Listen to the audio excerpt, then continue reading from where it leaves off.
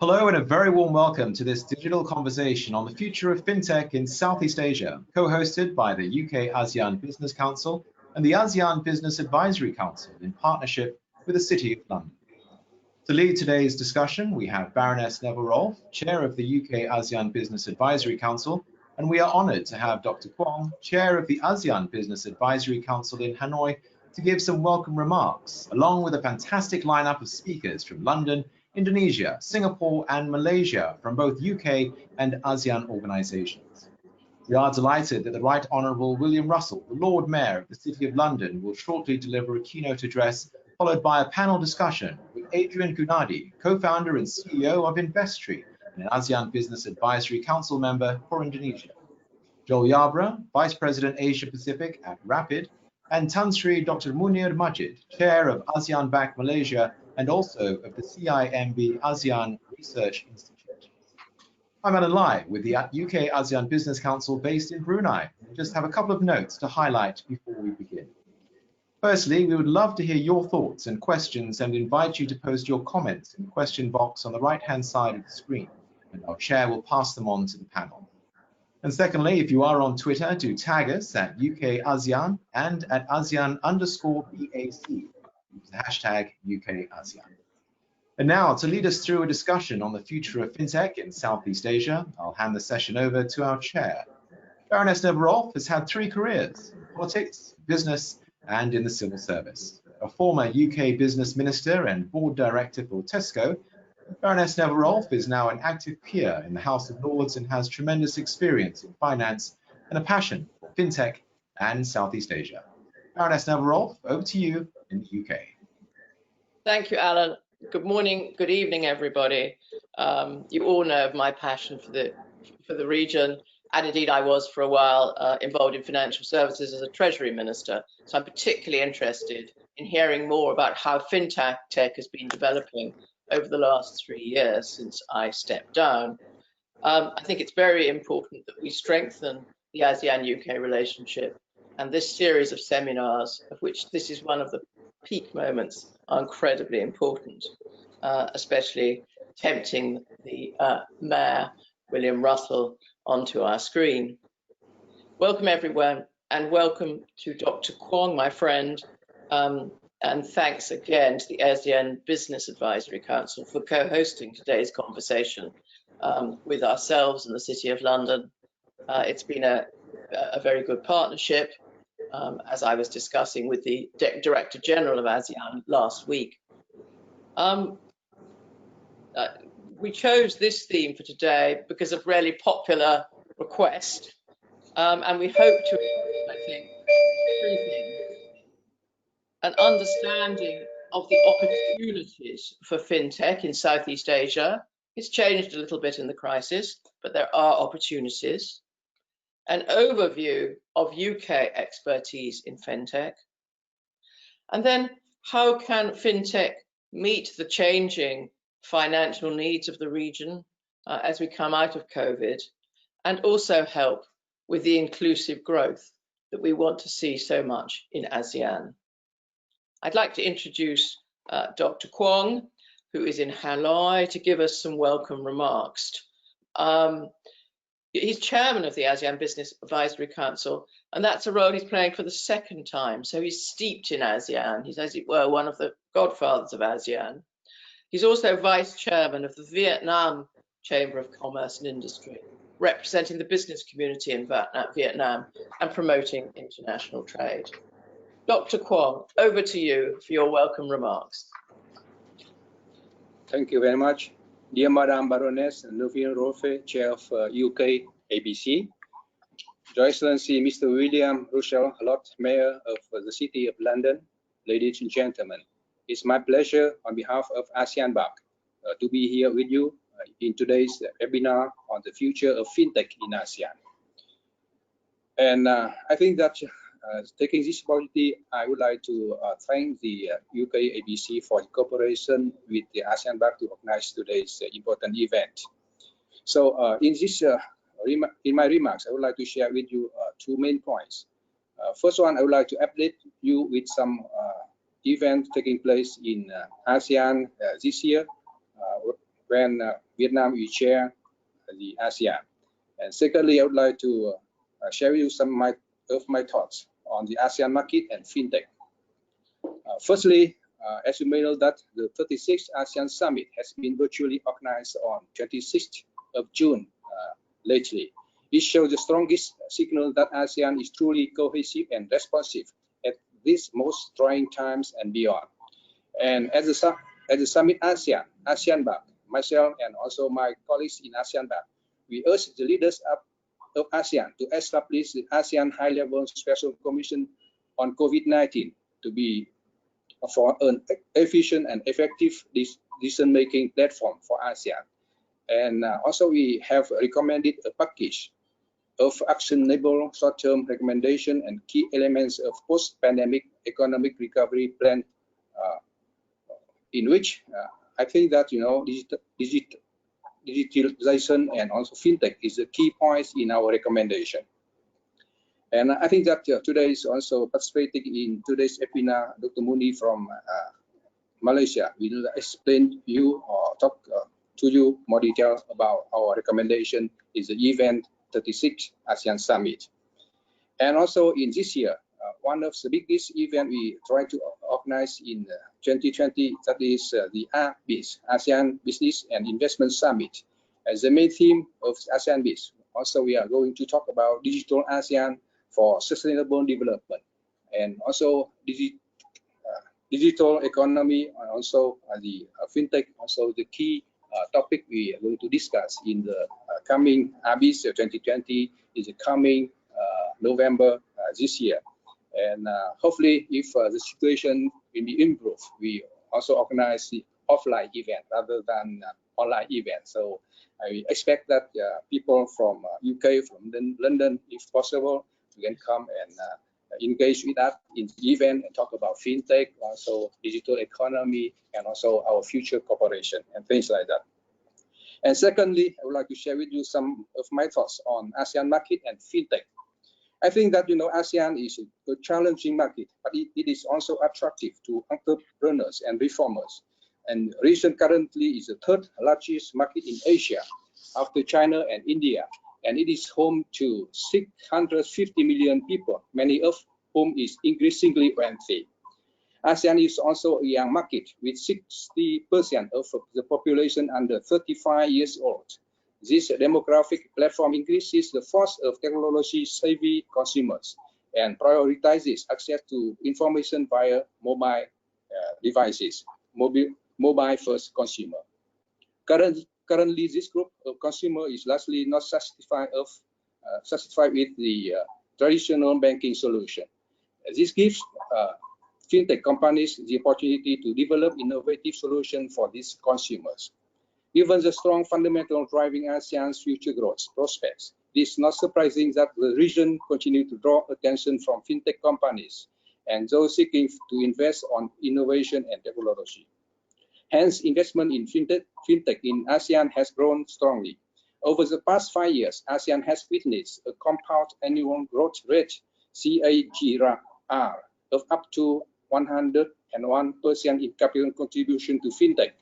In 2014, the capital inflows into fintech companies reached about $35 million and increased sharply to $1.14 billion by the end of the third quarter of last year. Singapore and Vietnam, Malaysia, and Indonesia are at the forefront of attracting capital in ASEAN. In 2019, Singapore continued to attract the most sponsors in ASEAN, accounting for more than 51%. Vietnam also is an attractive destination for investment in fintech, accounting for 36% of total investment in fintech in ASEAN and a leading ASEAN in investing in banking payment solutions. I believe that fintech will also help ASEAN achieve the goal of financial inclusion and key part of the ASEAN Economic Community Blueprint 2025. Especially it helps people and businesses in the COVID-19 times. So ladies and gentlemen, by 2030, ASEAN will be the fourth largest economy in the world with the forecasted population of around 720 million people and an expected GDP of 4.43 trillion pounds.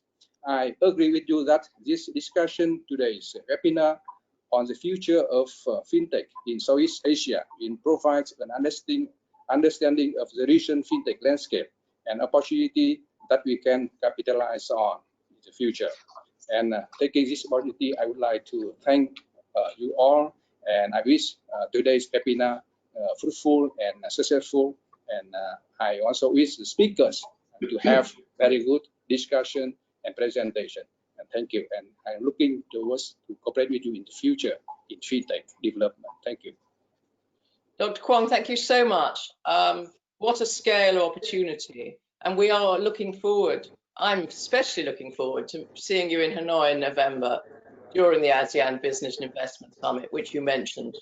And I hope to bring a big business delegation with me. I'd now like to turn to our keynote speaker, the Right Hon. William Russell, Lord Mayor of the City of London.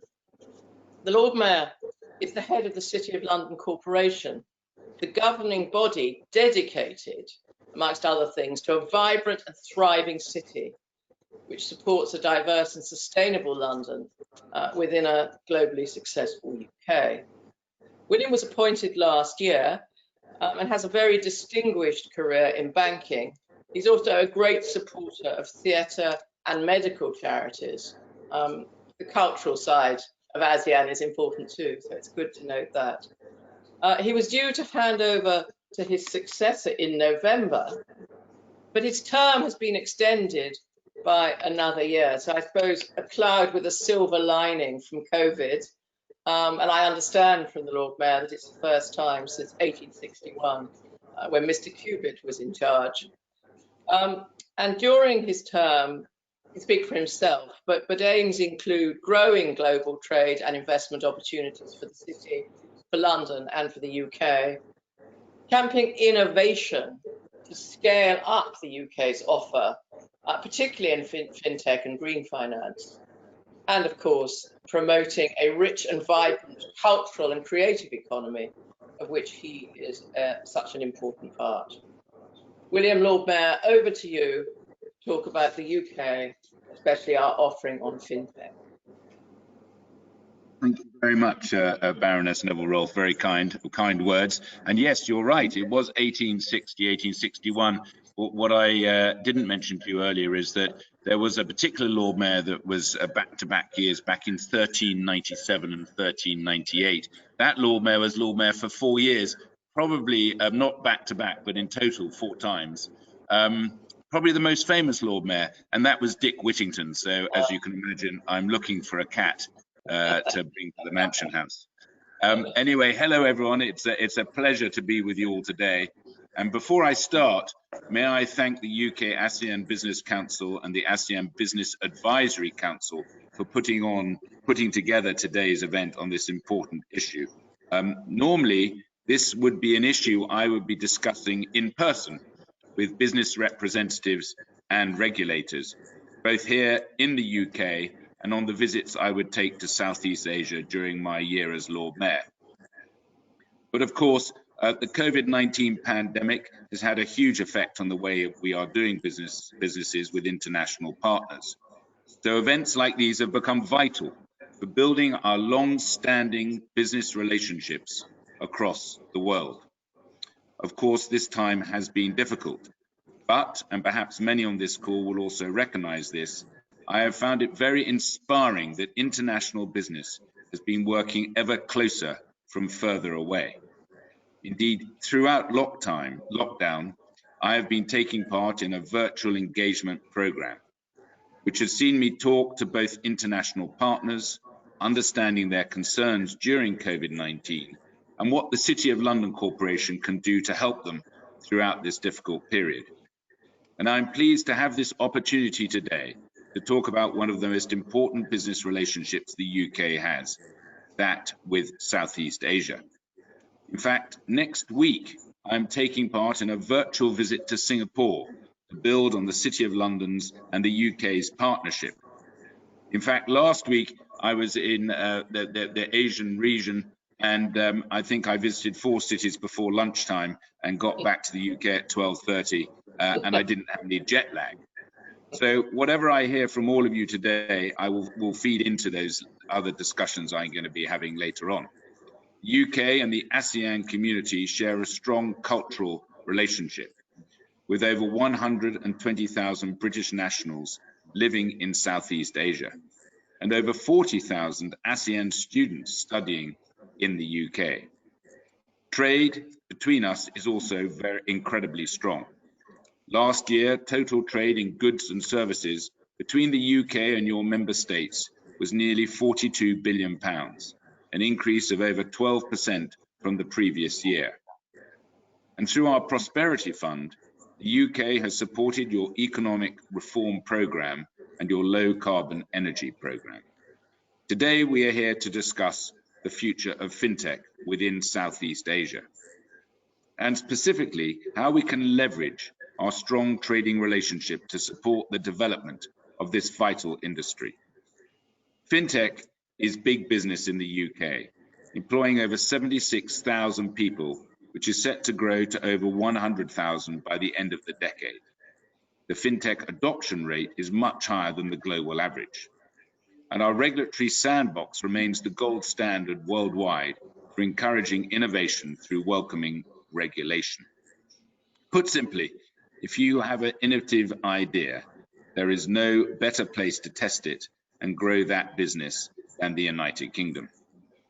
And you have a huge opportunity to grow and expand in this area, with almost a quarter of the ASEAN population under the age of 35. Every 3 in 5 people with access to the internet and the smartphone penetration rate at 132%. And with the imminent rollout of 5G, you have the perfect conditions for a powerful fintech presence. Indeed, the UK's fintech unicorns are increasingly expanding into ASEAN. Revolut, TransferWise, Greensill, Oak North and Rapid are already there and are using Singapore as their base for expansion into the region. The UK government's Department for International Trade is working closely with them on their expansion plans and are supporting them on any market access barriers. But we also want to support the development of the ASEAN fintech community. And through the Economic Reform Programme, we are helping Indonesia, Malaysia, Myanmar, the Philippines, Thailand and Vietnam to develop their fintech regulatory systems.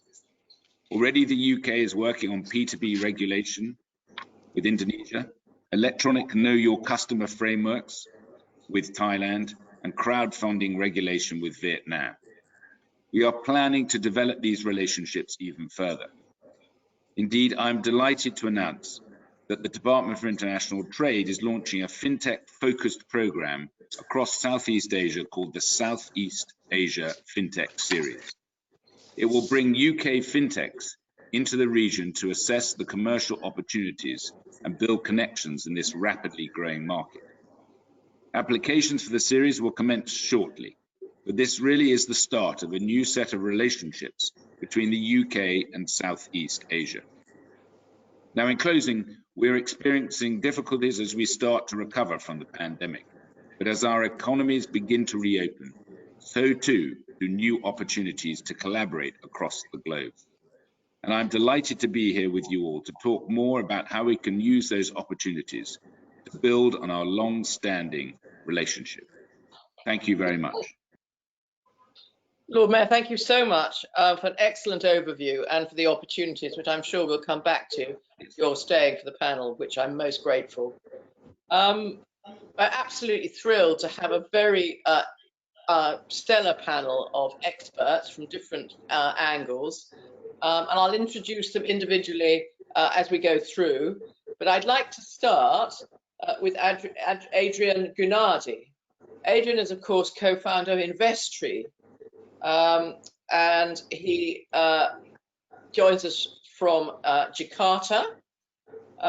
He co-founded Investry, which is a peer-to-peer lending marketplace, which enables people with financing needs to meet people open to lending out their money.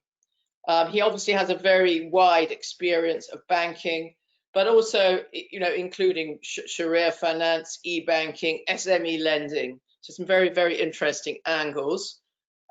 He's an ASEAN Business Advisory Council member for Indonesia, and is keen, as we all are, on championing inclusive finance, especially for women and for SMEs. Adrian, you're not just in Indonesia, but you're also in other parts of the region. Can you talk a little bit to us about the opportunities in Indonesia and in ASEAN for fintech? Over to you. You're on mute, Adrian. Hi, I hope you can hear me. Yeah, we can. Loud and clear. Thank you. Good morning, Baroness. Good morning, Lord Mayor. It's in the afternoon in our region, but allow me to introduce myself. My name is Adrian Ginardi. I'm co-founder and CEO of Investry. I'm also actually chairman of the Indonesian Fintech Lending Association, which we are the market conduct for 160 fintech lending players in Indonesia. And I can confirm that we are working with the UK government on improving and enhancing the regulatory framework for Indonesia in terms of fintech lending. So next slide. As Baroness has shared, so my involvement or my story with regards to financial inclusion is a backdrop to my banking career. So I was a banker for almost 20 years in various banks, but I see that the banks were not able to address the needs of SMEs in Indonesia specifically. Lack of collateral, lack of data, lack of information was the hurdles that the typical SMEs faced in accessing finance. So this was actually the story behind Investry, which I started about 5 years ago. How do we use technology and data to make loans more affordable and accessible for the underserved SMEs? Next. So this is our business model. We are a lending platform. So we have evolved from a traditional P2P onto a B2B marketplace lending platform. We connect between small businesses that are part of a supply chain. We verify, validate using our alternative scoring methods, alternative credit data, to provide an assessment on the credit profile of these SMEs and offer these to lenders, which can be institutional lenders as well as private lenders. This is the regulated framework within Indonesia, and this is the model that we have started and evolved the business of Investry over the past 5 years. Next. And what we have done is actually started from one marketplace. We are now connecting various streams, institutional lenders, i.e. banks.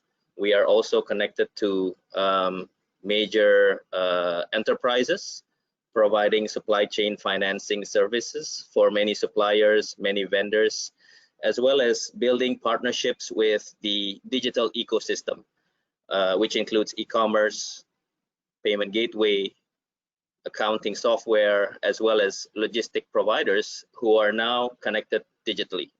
So I believe that the development of fintech in Indonesia has evolved from a standalone basis, but we are building a digital ecosystem of which enhances the visibility and data footprint of many of these SMEs that were previously underserved or not visible for the banks. So this ecosystem is quite unique in the fact that banks are now lending through the ecosystem. So it is a means for banks to analyze. It is also a means for banks to be able to serve the SME at a much lower cost, obviously. But obviously getting the right information on the SMEs itself. So this is actually the ecosystem that we have developed, and I think this is what's unique about fintech in Indonesia specifically, is the strong collaborative between the banks, the digital ecosystem, as well as the fintech lending. And now we have the enterprises on board, so that SMEs can also scale up their business and connect the SMEs to the enterprise. And as a result, next slide, just to share on the impact. So we recently did an impact study conducted with the University of Indonesia, one of the most renowned university in Indonesia, and how our services have actually impacted the SME business in terms of enhancing their revenue. So 56% of our respondents of the SMEs have actually increased their revenue through the services that we're providing. Number two is employment, how it has increased the employment after utilizing the access to capital provided by fintech. But number three is also gaining trust. So building credibility on these SMEs, on how they can further grow their business, how further scale, and how building credibility with the banks, because now we're providing that information which was not evident or visible to the banks. So the same story we are replicating in the Philippines as well as Thailand. And I believe these are a lot of underserved SMEs, and so we are approaching it in a different manner, in a more innovative approach. But through the supply chain financing solution, we've still been able to maintain the asset quality. And despite the recent COVID condition, we're still experiencing solid growth as well as a healthy portfolio, given the segment that we're focusing on, approaching through the supply chain, utilizing data so that we can assess much faster and mitigate the risk in a much more structured manner. So I think that's a little bit about Investry, what we are doing, our impact, and happy to take on further questions from the audience and the raising panelists. Thank you. Adrian, thank you so much. And a very interesting element of your fascinating presentation, sort of joined up a digital life, is the employment, the plus 44% unemployment, because often people think digital business will be employment, will not create employment, will do the opposite. So thank you very much indeed for that. I'd like to move on now to Joel Yarbrough. Joel Yarbrough is Vice President Asia Pacific of Rapid. 26 years in lots of very relevant areas: payment, technology, banking, management, consultancy, and a distinguished career with PayPal, Grab, and so on his CV.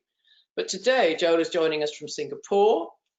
Rapid are a UK headquartered unicorn. Indeed, the mayor mentioned them in his speech. And they describe themselves as a global fintech as a service platform. And obviously, Joel is responsible for leading the company's value proposition and the growth efforts in the ASEAN region. Joel, we're seeing the growth of fintech globally.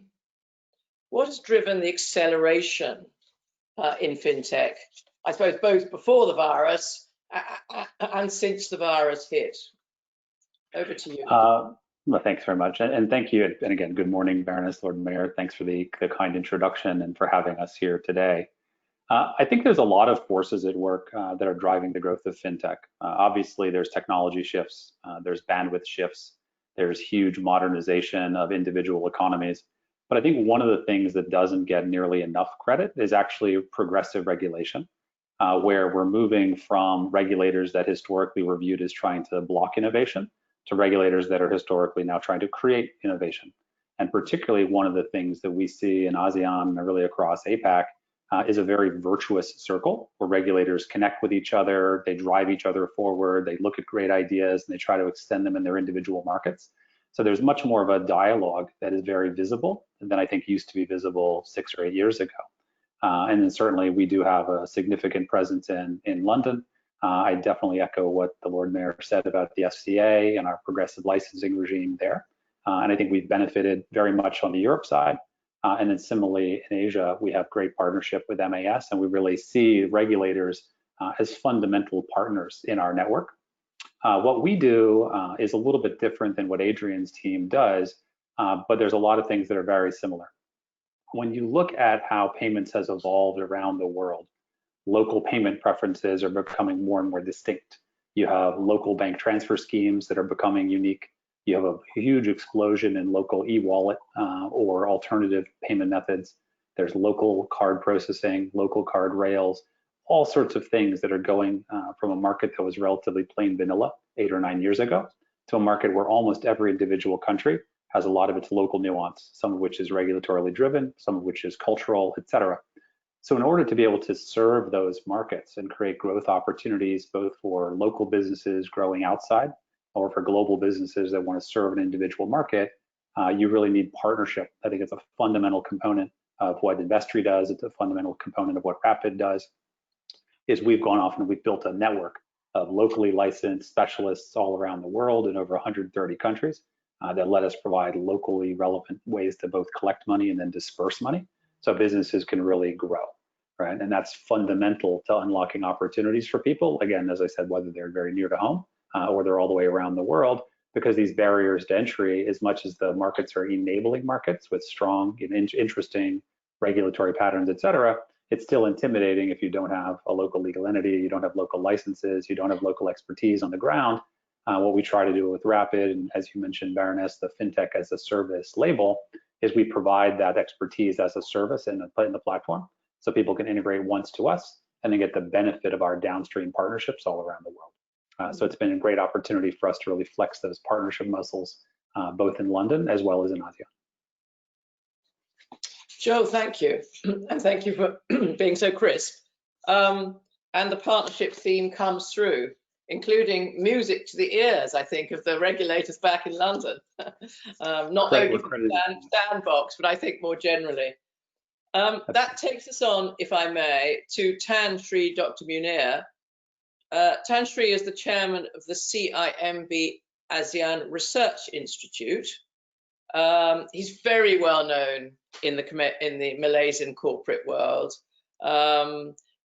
I think I describe him as a Renaissance man, if that's acceptable in an Asian context, because he's done so many things. He's been editor of the New Straits Times, chairman of the Securities Commission, and many other important contributions to Malaysia and more generally to ASEAN from his wide base. Currently chairman of the CIMB ASEAN Research Institute, and actually he also did a lot in the telecoms and airline industries, the latter in trouble at the moment, of course. He's a member, like one of our other speakers two of our other speakers of the ASEAN Business Advisory Council, this one for Malaysia, and leads on their finance work. And I think is a champion, as you'll hear, for ASEAN business and ASEAN integration, as I am. We share that passion. Tan Sri Munir, Tan Sri, you have your hand on the pulse of what ASEAN needs to do to enable business to grow. So what needs to be done to promote fintech, not only in Malaysia, but across the region? Thank you, Baroness. Can you hear me, Baroness? Beautifully, yes. Wonderful. Lord Mayor, for our fellow panelists, ladies and gentlemen, good morning and good evening. Actually, it's very often glibly stated, that one should not waste a crisis. And although it may seem facetious, in respect of what's happened with the COVID-19 pandemic, is that there has been an explosion of enforced use of technology during the lockdowns, and it points to the growth of many types of the use of technology in business, and also, of course, to the growth of fintech, particularly with respect to handheld mobile financial transactions, whether by now plain vanilla online instructions and payments, or more sophisticated transfers and receipts. But there are still some issues that remain. And whilst governments, regulators came face to face with opportunity and need during the pandemic, there are certain things that they still have to do to move it along faster. So in respect of your specific question, Baroness, I have about 5 thoughts. One, I think the regulators must assist in leapfrogging to e-wallets to help underserved consumers. And we know the underserved consumers, those without bank accounts, for example, account for in the whole of ASEAN up to 50% of the population. And in respect of SMEs, only 34 SMEs actually have bank accounts. And Adrian, related what he's been doing in Indonesia, and I think there's a great need to do it elsewhere. And it is good that he's also taking it to the Philippines and to Thailand. So the underserved need to be served. So alternative digital payment methods, they lower entry requirements and provide access to these underserved people. So, as I said, in modern day Indonesia, 65% of the population, the 50% number was an average number for ASEAN, but in Indonesia, 65% of the population lack basic bank accounts, and 87% have not borrowed or used credit cards in the past year. There are 4 main obstacles: high income requirements, high monthly account administration fees, a scarcity of physical bank branches in rural areas, and of course, low level of financial literacy. So this is an area leapfrogging into e-wallets that will serve to bring the underserved to the fore and bring them into the financial system. The second thing that ASEAN governments need to do is to increase cross-border interoperable payment infrastructure. So ASEAN's strategy for interoperable payments infrastructure needs to be accelerated. Considering Malaysia, we will have this by mid-2020, and so will other ASEAN countries. So we should be opening up shared payments, which will be a key enabler to cross-border financial services that are cheap and that can underpin trade, commerce, and regional services. The third thing that we should be thinking of is to leverage on fintech credit risk assessment. I think, again, going by the model of industry, it is very interesting that you bring information to the banks. The banks don't go and get the information. So by bringing such information from the underserved, like the SMEs, you are able to leverage for fintech credit risk assessment. And so our regulators have to help to make sure that this happens. Okay, they must also foster recovery. They must support national digital identity, payment, and data systems. They should also inculcate talent development, and talent remains a challenge for more than half of fintech firms surveyed recently, indicating this was an inhibitor to their expansion regionally. There's a lot of money is being spent in the stimulus packages after COVID-19 or during this COVID-19 pandemic, but it must be ensured that the money is put to good use. I mean, you throw the money to the Ministry of Education, for example, they might spend it God knows how. So it should be focused, and there should be people who should be made accountable for how the money is spent to increase talent. We should also make sure that broadband infrastructure is enhanced, starting with the home front. And of course, in this regard, ASEAN internet speeds are pretty good, because we have Singapore at the top there. But then, you know, those lower down, like Thailand is like 27th in the world, Malaysia 34th, Vietnam 72nd, and so on. So we have to buck up on internet speeds. Also, in respect of fixed broadband, the forefront of the technology, when we move on from there, we go to mobile broadband. So ASEAN mobile broadband connectivity is, of course, above the global average, and Singapore is doing extremely well. But I think we still have to ensure that such a mobile connectivity reaches the rural areas, and therefore the enabling fintech companies to reach out to them. I think in ASEAN that it should also be collaboration between fintech companies and traditional financial institutions.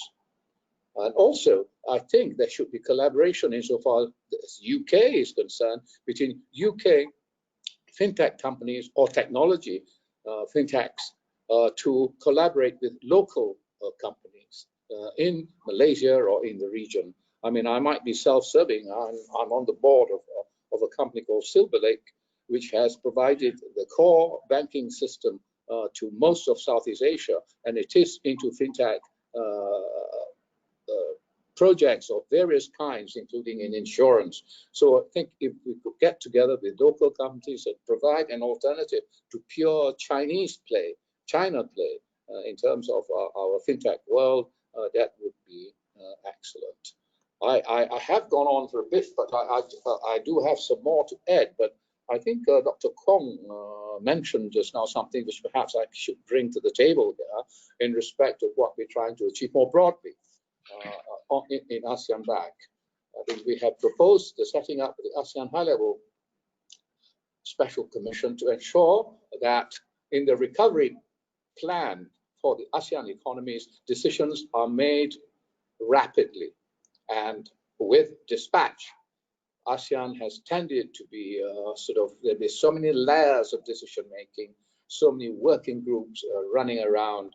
It cannot help the recovery process, whether in terms of fintech, in terms of greater use of technology, or in terms of indeed addressing the pandemic. We have actually proposed that this be set up and comprise leaders in ASEAN who are just behind the top leaders, i.e. leaders who have pull and weight with their leaders in their national economies, at the same time with ministries in ASEAN. One of the problems with ASEAN has been that decision-making has been stymied by so many ministers and so many committees, and nobody actually makes a centralized decision-making. It's made by the leaders, but then it's evaporated and as it gets disseminated among so many different ministries. So we want someone who can say, we will do it, say in Malaysia, and he comes back to Malaysia and he can tell Home Affairs and he can tell Education, all the different ministries, this is a commitment that we've made. So a person of sufficient seniority, being a member of this high-level special commission across ASEAN, will be able to implement at the home front as well as address at the regional front things that must be done with great rapidity. And in this regard, we have made proposals and we are pushing very hard on not just fintech, a lot of technology things, on health particularly, because obviously that's the thing of the moment, on e-pharmacy, on customs because of disruptions in supply chains, and on SMEs because they have really many of them been bashed about during this pandemic, and how we should digitize their business. And this is being done, for example, in Malaysia. There is 1 billion set up ringgit just for the tourism agencies, tourism companies, SME companies to upgrade their operations. So you need to digitize business and product registration and in the processing of SMEs, and of course not to forget in their getting access to the funds that are now made available, but somehow they've not reached them, and to the funds that are not available in the market, which companies like Investry will help them reach. Thank you, Baroness. I think I've gone on for over 5 minutes. Thank you very much. Tansi, thank you very much. And I particularly like your point about the need for speed and rapidity, because of course the crisis has encouraged a speed and rapidity certainly in the businesses I'm a director of, which you didn't see before. And the question is, can the new normal incorporate that ability to innovate and get things done quickly? So I think that was a very important comment, which I'm sure we'll come back to. I'd like questions to be sent in, please, so we have a good variety. I was going to start by Mike, just to get things going, by asking the Mayor a couple of questions. First, rather mischievously, we saw you'd had your hair cut yesterday. Yeah, you're a follower on Twitter. That's great. I also have my hair cut. It does make life feel a lot better. Yes. Because some things can't be done digitally. So, what are the prospects for cashless society was, I think, the question. And then, while you have the floor, where in the UK, leaders, I think, in finance and we like we're good at innovation and want to be even better. But what about the role of education and skills in developing fintech, and planning future workforce needs? Two very good questions. So on the cashless society, I mean, we have noticed, how that has moved forward more dramatically during the COVID-19 period. And there is a balance. I have a 90-year-old father who still likes to use cash occasionally, but I also think for health reasons it's moved it forward.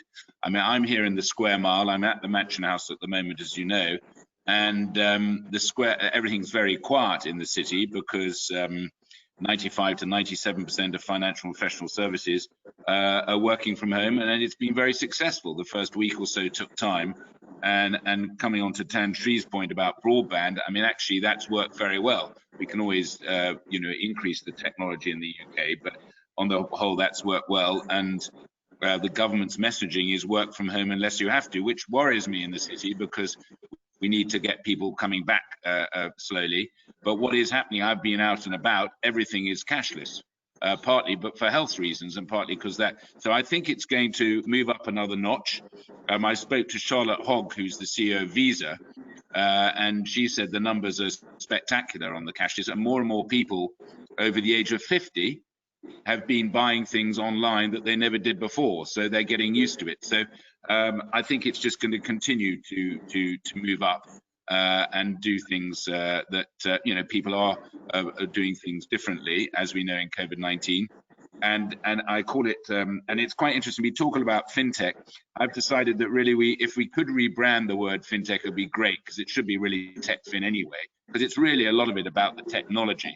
And I think what we're going to do, for those of you on the call, there is a fintech review taking place over here in the UK.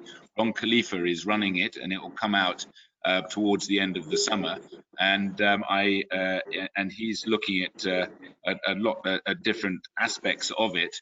That's going to be very interesting. But I call it the COVID-19 has brought forward what I call the digital transformation, we now need to move to the next level here in the UK and help the world move to the next level. So that's what on the cashless side. On the role of education and skills, I think incredibly important. But I would say that the younger generation are pretty skilled in technology and doing things digitally, as we know, Baroness. And I think that's something that's going to continue to move forward. I haven't looked at the numbers, but I suspect if my daughter's anything to go by, who's 18, she has a Monzo account and she likes the pink card. That's what she tells me. But anyway, that generation is already there, but so there, as far as education, as far as fintech and the digital side, they are getting that already. But we need, funny enough, I suspect more of the education and skills is upskilling the likes of our generation, Baroness Neville-Rolfe, rather than the younger generation. But we're learning something all the time. I jokingly say to people, but it's true, that I genuinely hadn't really heard of Zoom or Teams until March. And I know I'm one of a mass of people. I think the figure was 700,000 people were using Zoom in December, and it's now 13 million in the UK. So that just tells you some of the changes we're having. So it's very exciting. The one question I have, because Joel, you absolutely nailed it, and regulation has been the key to the success of fintech in the UK. And I was literally on the phone yesterday to Chris Woolard, who is the interim CEO of FCA, who ran Project Innovate. But I was going to ask Tan Sri, or Baroness, with permission to ask Tan Sri, is there any chance in ASEAN that two countries would come together and say, we're going to have the same regulation when it comes to fintech? Because that in itself would be a huge statement around this sector. And it's something I've had a conversation with my friends in the Caribbean, where they have 5 million people. And I said, until all the islands in the Caribbean come together and have the same regulation, a lot of fintech companies will say, we'll go elsewhere. So I just wonder if there's any talk about that, because that would be hugely positive. Before you answer, Tan Sri, can I throw in a couple of other questions on related matters? Then perhaps we can go to you and then perhaps to Adrian. So we've been asked by Dan Fahini. He says, MAS in Singapore has set up APICs in 2018. They are fostering partnerships between fintechs and financial institutions. Can other regulators do something similar in other ASEAN markets? So it's a slightly different approach. And then there's a lot of talk about increased collaborative trade, says Peter Godfrey, and yet developing truly collaborative business models remains difficult. What can we do to facilitate a more joined up approach, especially within the context of scaling up innovative fintech solutions? So we have the mayor's question, Dan Feeney's questions, and Peter Godfrey's questions, all about how we kind of spread this so that it's across borders, if you like. So shall we talk, Tan Sri, shall we start with you, and then perhaps Adrian and Joel can come in as well? Well, I have always held that apart from physical boundaries in the concept of territorial sovereignty, I think when it comes to financial markets, countries are the most resistant to interpenetrability. I mean, you find that even in Europe after so long, Yet, I mean, your point, Lord Mayor, about whether or not there can be a similarity of regulations in respect of fintech regulations.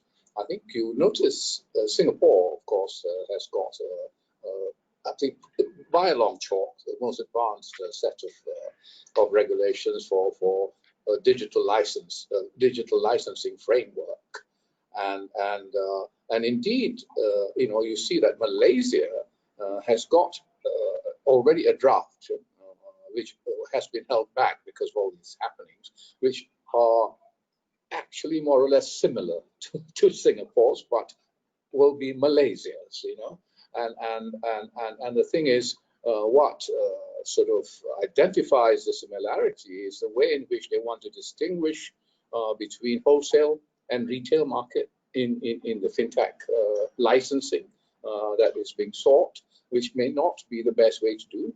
But you also see that across the region, nearly 50 in 2019 alone, 50 neobanks, licenses have been issued. So this will grow. This will grow irrespective of regulations. I mean, the company I mentioned that I'm on the board of, we operate in Thailand, we operate in Singapore. I mean, we actually based our growth in Indonesia on the grave of the 97-98 financial crisis, in building the system. So business has got a power, in technology and in fintech, which can override some of the more resistant regulatory requirements. Thank you. Thank you. And Adrian? Yeah, I think I would like to touch upon that. I hope you can hear me. Yes. So I think we ourselves are actually applying for license, or we're finalizing our licensing process in Philippines as well as Thailand. We're fully licensed in Indonesia. And I think what's unique about the fintech regulatory standards is most of the supervisory regime or the regulators are actually learning from each other. I think in the world of fintech per se, it's always evolving. It's very difficult to put a certain regulation because it is evolving by the day, right? So we see common standards when it comes to technology framework, IT security, risk management. So I think, yes, we are seeing common standards of regulation in certain aspects, but some would have to take on the local content, such as digital signature, local KYC standard. So I think when it comes to standardizing, yes, there is some level of standardization that can be implemented across various regions, but on top of that, there needs to be some local customization. So this is what we are ourselves experiencing. But again, I think the regulators are on the same boat in Southeast Asian region. Based on our experience, we see that they see fintech as a means to serve the underserved, to address the SMEs. You know, you have 65 million SMEs in Indonesia that are only 30% penetrated by banking facilities. So every regulator is on the same page when it comes to providing access or stimulating innovation. So that is what we see in terms of regulatory standards across markets that we operate in. Joe, do you want to add anything on this one? Sure. I think Adrian covered some of the harder topics around real regulatory alignment. I do think Tan Sri did mention something that was very important that I've been annoying some of my local regulators with, which is the interoperability of payments cross-border. Right? You don't really have to have mutual recognition of licenses. You don't have to have this kind of high bar in order to make payments interoperate. And I think we've already started to see a number of bilateral partnerships between markets, whether they're driven commercially by, let's say, the debit schemes, or they're driven at an intragovernmental level. But I think it's a very, very powerful thing because you've had most of the governments in this region and certainly across Europe have invested in faster payments, right? Whether it's old-fashioned faster payments like UK faster payments, or it's RTP, it has a great new acronym. But in either case, money simply moves faster, right? And if a business can't get paid quickly, at the end of the day, they're going to have to borrow, right? There's the latency of money directly translates either into credit cost or into discounting of your invoices. There's almost nothing in between. So if we can actually get money to move faster, both cross-border and domestically, credit costs go down, money gets invested more productively in the economy, and overall you smoothed out the cash cycle for businesses, and businesses can grow faster and much more resiliently. I think that's a very, very important area to push, in addition to the fact that, of course, that doesn't cover all of a business's credit needs, and really doing knowledge sharing around alternative credit risk assessment, alternative data, bringing vastly more of the 65 million Indonesian businesses into the credit cycle. That's really the number one opportunity across at least this market, is to make sure that small businesses actually do have access to credit, because without credit, they really cannot grow long term. Good point. A couple of slightly different questions. First of all, what about the role of fintech with digital currency in future? That's from Tate Chakrabarti.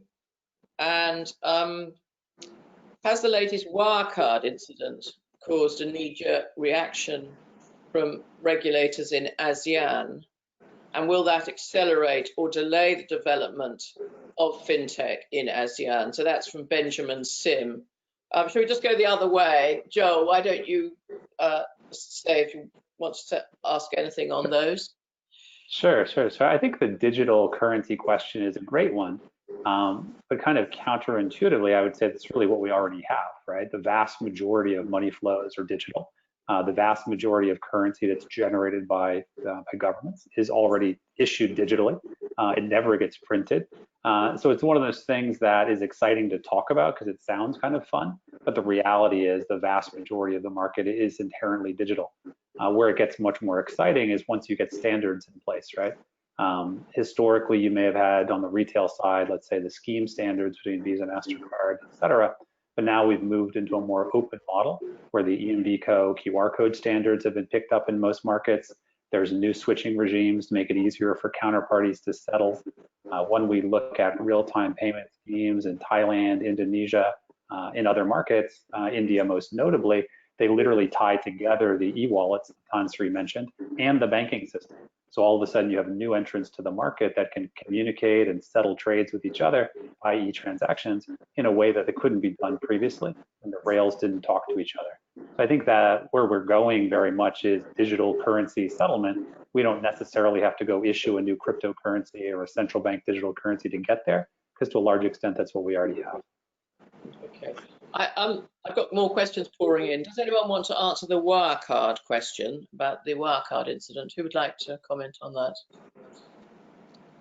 Sorry, I didn't catch you, actually. Yeah. Has the latest Wirecard incident caused a knee-jerk reaction from regulators in ASEAN, and will that accelerate or delay fintech? Oh, I think it would accelerate, of course, because of the pandemic. I think that there is in ASEAN a sort of like a diversity of sophistication and lack of sophistication. It's so huge, the whole range, So for example, it is when we talk about e-wallets, we think it is a move up, right? Actually, e-wallets are largely used by those who already have bank accounts. Those who do not have bank accounts hardly use e-wallets. So something should be done to bring e-wallets to them. Secondly, when we talk about digital, things becoming digital, it is astounding when I looked at the numbers, is that wage payments in ASEAN are mostly in cash. 71% of them still in cash. So that is again, another area, where you have to digitalize it and then fintech it, if you like to use that term.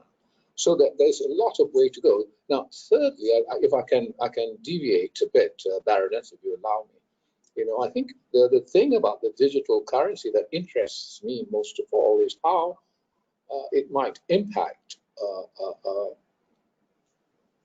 payments, international payments exchanges. And you can use blockchain technology and have an exchange in trade, insofar as currencies are concerned, take place digitally on the blockchain without going through the US dollar. And you notice, this will have a lot of impact on the future use of the US dollar. And China already is digitalizing its currency, as Joe mentioned, so it's happening everywhere. And China probably the most expansive digitalization of its currency taking place. And it is moving next to having a digital settlements between countries in the trade. And this is going to have an enormous impact on the future of the dollar in the international economy. Okay, so thank you for that. So I think we'll have a last round to the question. Can I stop you, Adrian, for a minute? Okay, sure. We're drawing to a halt. So what I'm going to do is ask you the last 2 or 3 questions, and then perhaps go to each of our panelists in turn to make any final comments, respond perhaps on that if you haven't been able to do so. Because I think you'll be interested in the final questions. I don't want to lose them. So there's 2 categories of questions. The first is one from Martin Barrow, who says, what can fintech contribute to tourism? He's from, as you know, from, sorry about that. So tourism contributing, from Martin Barrow Jardines. And then, whose phone is this? I don't know if it's mine. Sorry about that. That seems to have gone.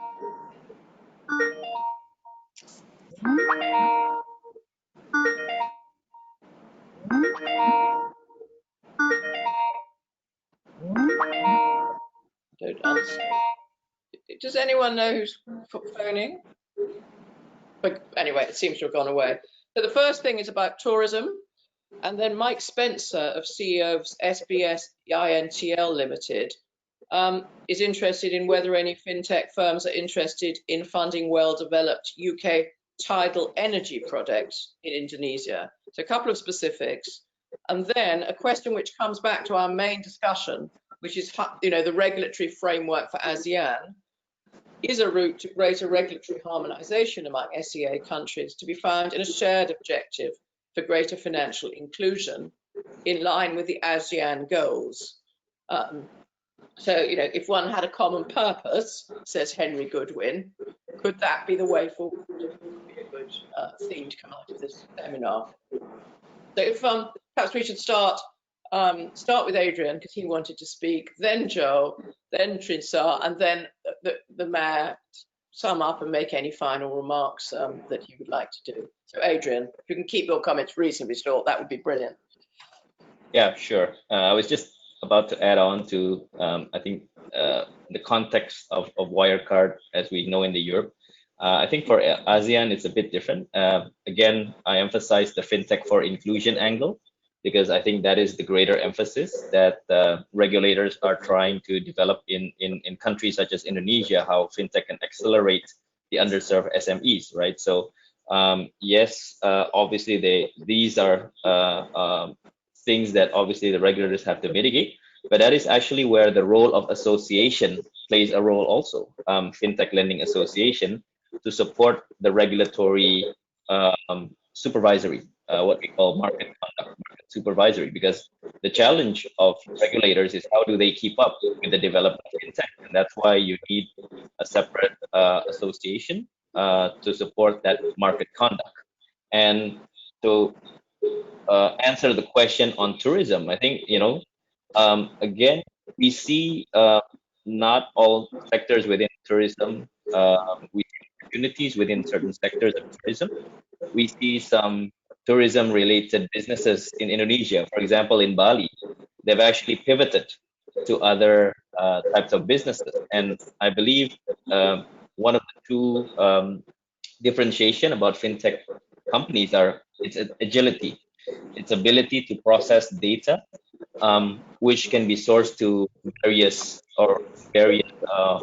points, right? So as long as they're able to pivot, they're able to generate the right information, the right data from different ecosystems, whether it's POS, there is an opportunity where FinTech can actually support these businesses to recover. And I think, having these algorithms, more data, more information, you're able to make more informed decisions.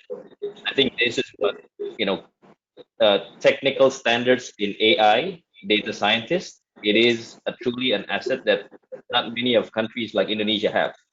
And I think that's where UK and the European markets have an advantage, whether we can think of, success or transfer technology on AI, because that would enable us to understand better and to get more informed decisions, for example, such as the tourism industry. Adrian, I must close you there and ask Joel.